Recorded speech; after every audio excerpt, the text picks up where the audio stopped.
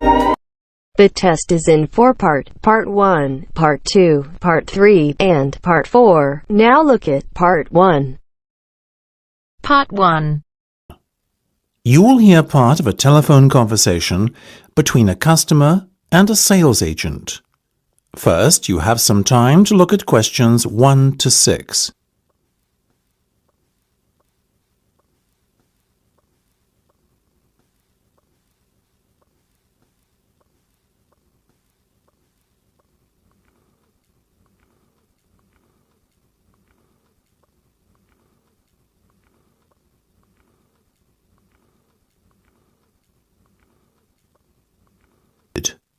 You should answer the questions as you listen, because you will not hear the recording a second time. Listen carefully and answer questions 1 to 6. Now, before we go any further, could you please confirm your full name for me? Of course, it's Marge Thompson. MARGETHOMPSON. Thank you, Marge. That's great. Now, Marge, the next thing I'm going to do is provide you with a booking reference. You should quote this in any further communication you have with us. OK, just let me get a pen. Go ahead. Very well. It's 777 000 44 22. That's 777 000 44 22. Got it? Yes, thank you. And just to confirm, you want to hire a car for 14 days, is that right? Exactly. Right, I can confirm that you'll be issued with a Tigray Sword Star.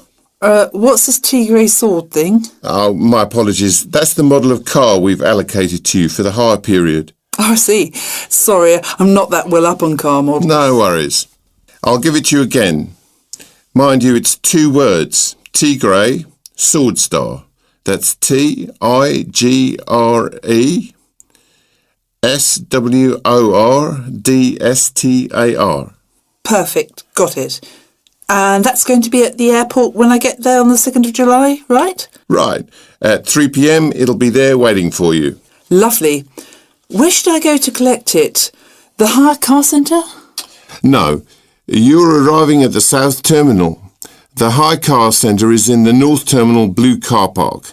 Instead, your car will be waiting in the South Terminal Blue Car Park. That'll save you a long walk. Oh, even better. And when do I have to have the car back by? Well, we give you a period of grace. So once it's back by the 17th of July, at or around 6 p.m, there won't be any problem. Well, as I'm flying back on the 16th, there certainly won't.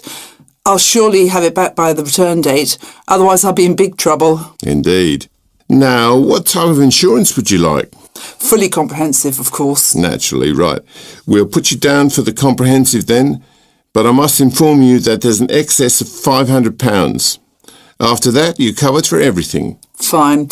That's pretty standard these days. Before listening to the rest of the conversation, you have some time to look at questions 7 to 10.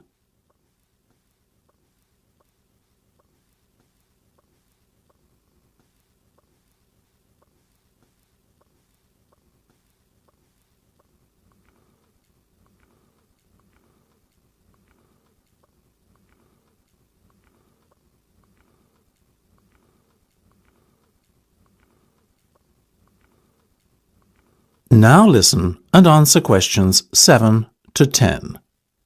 Now, Marge, how would you like to pay today? Do you accept cheques? Unfortunately not.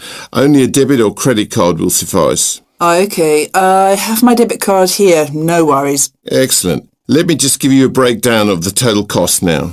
It's £280 for the 14-day vehicle hire, and the insurance is an additional £75.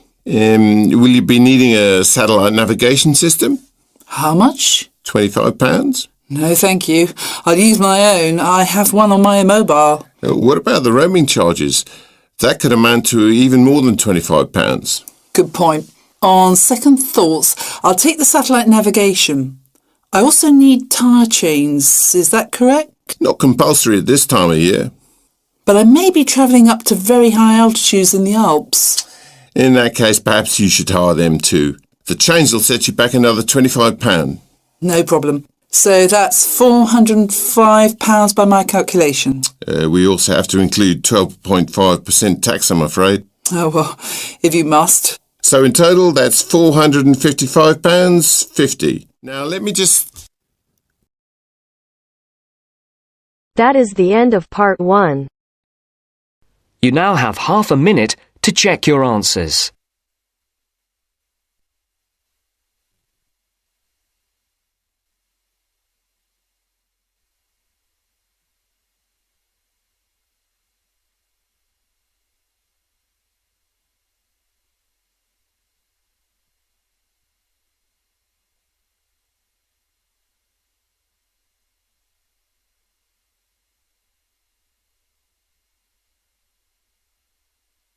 Now turns to part 2. Part 2. You're going to listen to a talk about the food we eat. First, you have some time to look at questions 11 to 15.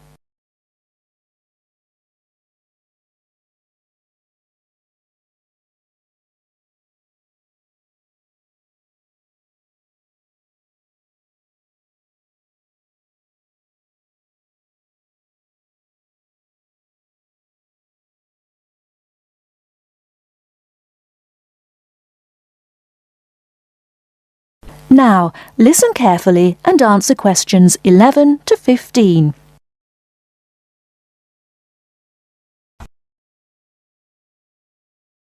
Welcome to the Food We Eat, sponsored by Safeway. Increasingly, we know more about the effects of our eating habits and lifestyles on our health. While new information can change old ideas, the news stories can often be confusing. At Safeway, we try to help customers not only in the range and types of food offered, but also by providing up-to-date, reliable information in areas we know are of interest and which relate to the diet we eat. Today, we are going to talk about sugar. Recently, doctors have been advising us to eat less sugar. The health recommendation to use less sugar is for two reasons. Firstly, for the sake of our teeth, since the amount and frequency of sugar consumption links to decay.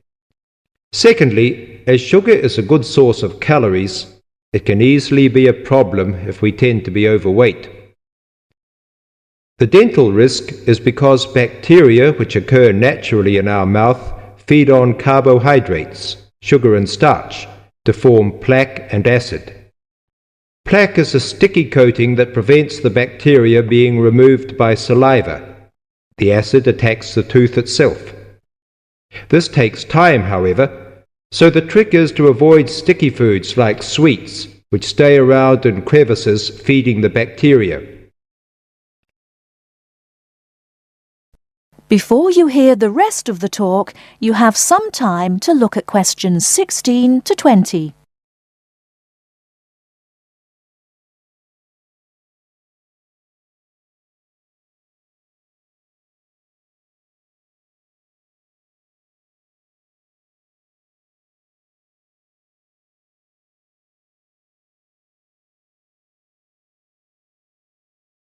Now listen and answer questions 16 to 20. Regular brushing, preferably with a fluoride toothpaste, helps remove particles and resist acid. The worst thing you can do is nibble sweet things between meals. It puts your teeth under constant attack. A sweet tooth develops gradually, and you might be surprised at how you can steadily unlearn the taste, taking in fewer calories and saving your teeth. Here's some ways. A. Gradually cut down the sugar in tea and coffee till you can stop altogether or switch to sweeteners. B. Choose snacks with a lower sugar content. Fresh fruit, raw vegetables, crackers, milk or low-fat natural yogurt. Remember, some fruits like raisins have lots of sugar. C. Look for reduced sugar alternatives. There are more and more around, from diet drinks to yogurts, even jams and sauces. D. Try gradually to cut back on the sugar you use in cooking, especially in baking. That is the end of part 2. You now have half a minute to check your answers.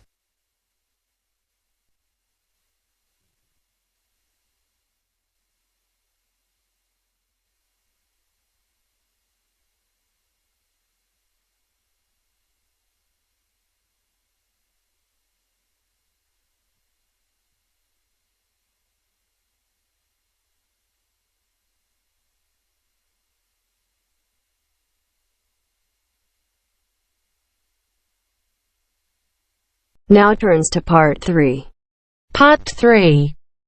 You will hear a media studies tutor giving a lecture about news sources.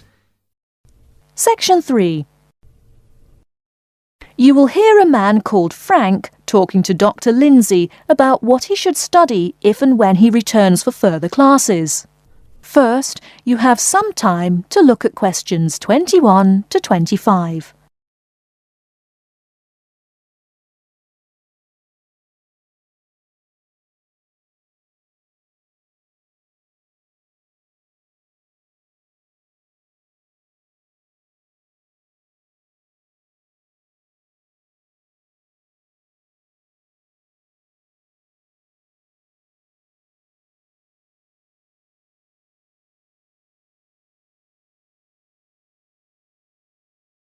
Now listen carefully and answer questions 21 to 25.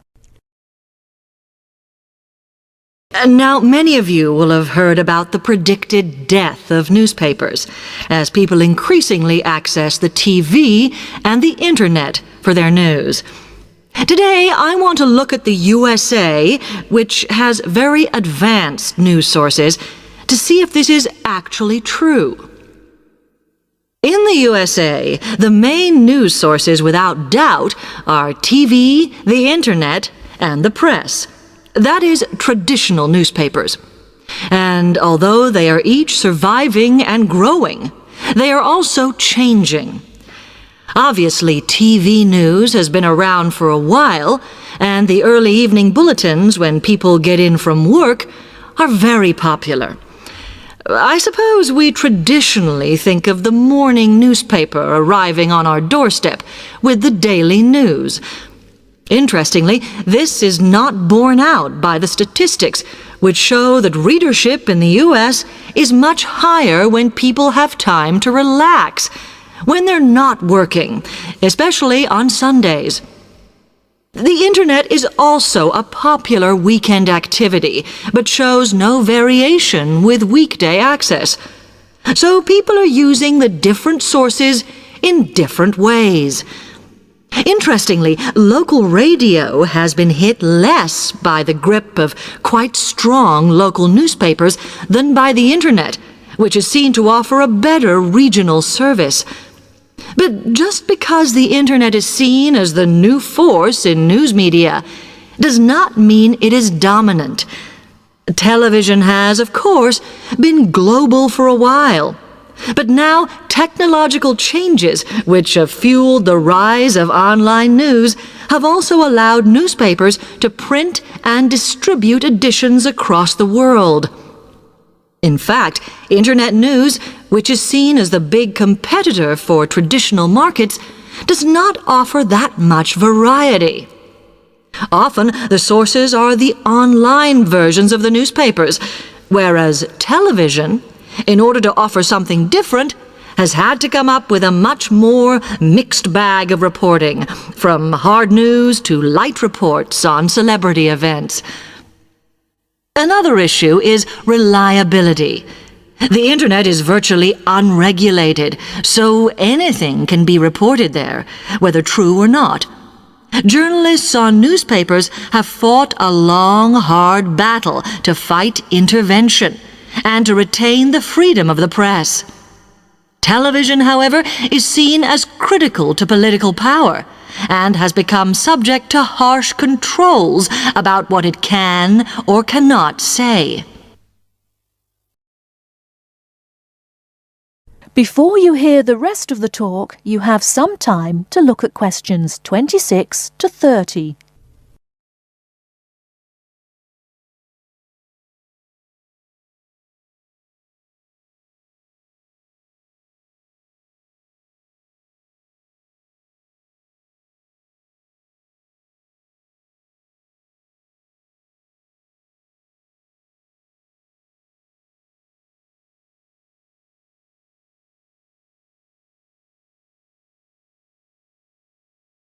Now listen and answer questions 26 to 30. Now, one very critical factor in keeping newspapers alive and well in the USA has been their approach to advertising. Obviously, newspapers are heavily dependent on advertising revenue, and they have become more and more imaginative in what they offer, in order to make sure that advertisers use them and not other news sources. This has meant that, contrary to popular belief, newspapers now have a significantly higher profit margin than the rest of American industry. So, how have they managed to raise advertising revenue in this way? Well, they have put a lot of effort into developing and maintaining a very strong association with the retail trade. And they've come up with a winner. A critical tool in their sales plan has been suggesting that the adverts they run can have vouchers. This has been enormously effective because they have found that not only do more people buy the paper to get the discounts, but also that this inevitably means much higher sales for the clients who advertised. As well as doing this, the newspapers have also introduced aggressive sales campaigns over the last few years. This has resulted in a significant and continuing rise in the number of advertisers prepared to pay the extra for full-page ads. So, what I would like to move on to... That is the end of part 3. You now have half a minute to check your answers.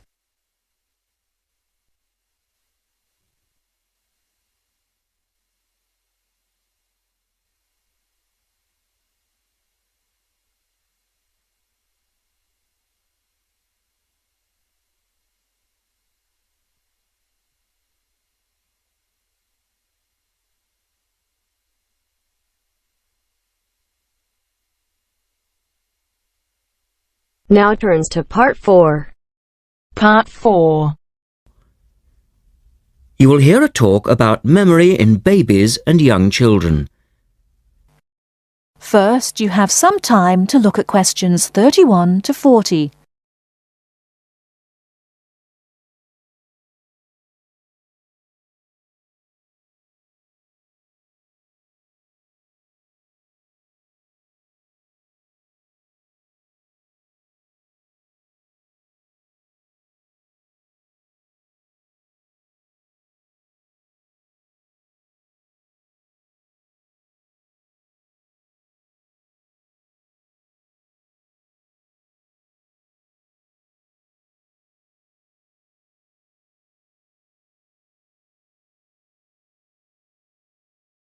Now listen carefully and answer questions 31 to 40. We're going to look today at some experiments that have been done on memory in babies and young children. Our memories, it's true to say, work very differently, depending upon whether we are very old, very young, or somewhere in the middle. But when exactly do we start to remember things? And how much can we recall? One of the first questions that we might ask is, do babies have any kind of episodic memory? Can they remember particular events?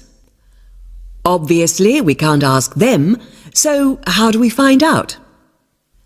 Well, one experiment that's been used has produced some interesting results. It's quite simple, and involves a baby in its cot, a colourful mobile, and a piece of string. It works like this. If you suspend the mobile above the cot and connect the baby's foot to it with the string, the mobile will move every time the baby kicks. Now you can allow time for the baby to learn what happens and enjoy the activity. Then you remove the mobile for a time and reintroduce it sometime from 1 to 14 days later.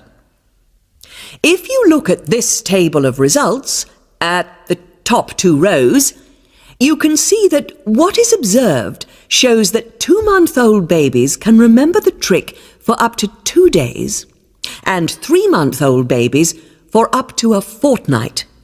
And although babies trained on one mobile will respond only if you use the familiar mobile, if you train them on a variety of colours and designs, they will happily respond to each one in turn. Now, looking at the 3rd row on the table, you will see that when they learn to speak, babies as young as 21 months demonstrate an ability to remember events which happened several weeks earlier. And by the time they are 2, some children's memories will stretch back over 6 months, though their recall will be random, with little distinction between key events and trivial ones. And very few of these memories, if any, will survive into later life.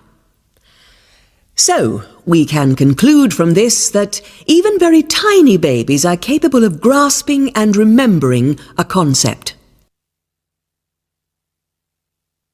So, how is it that young infants can suddenly remember for a considerably longer period of time?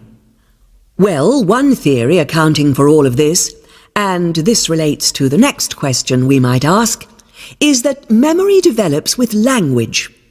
Very young children with limited vocabularies are not good at organising their thoughts. Though they may be capable of storing memories, do they have the ability to retrieve them? One expert has suggested an analogy with books on a library shelf. With infants, he says, it's as if early books are hard to find because they were acquired before the cataloguing system was developed. But even older children forget far more quickly than adults do. In another experiment, several 6-year-olds, 9-year-olds and adults were shown a staged incident. In other words, they all watched what they thought was a natural sequence of events. The incident went like this. A lecture, which they were listening to, was suddenly interrupted by something accidentally overturning. In this case, it was a slide projector. To add a 3rd stage, and make the recall more demanding, this accident was then followed by an argument. In a memory test the following day, the adults and the 9-year-olds scored an average 70%, and the 6-year-olds did only slightly worse. In a retest 5 months later, the pattern was very different. The adults' memory recall hadn't changed, but the 9-year-olds had slipped to less than 60%, and the 6-year-olds could manage little better than 40% recall. In similar experiments with numbers, digit span is showed to vary enormously. That is the end of part 4. You now have half a minute to check your answers.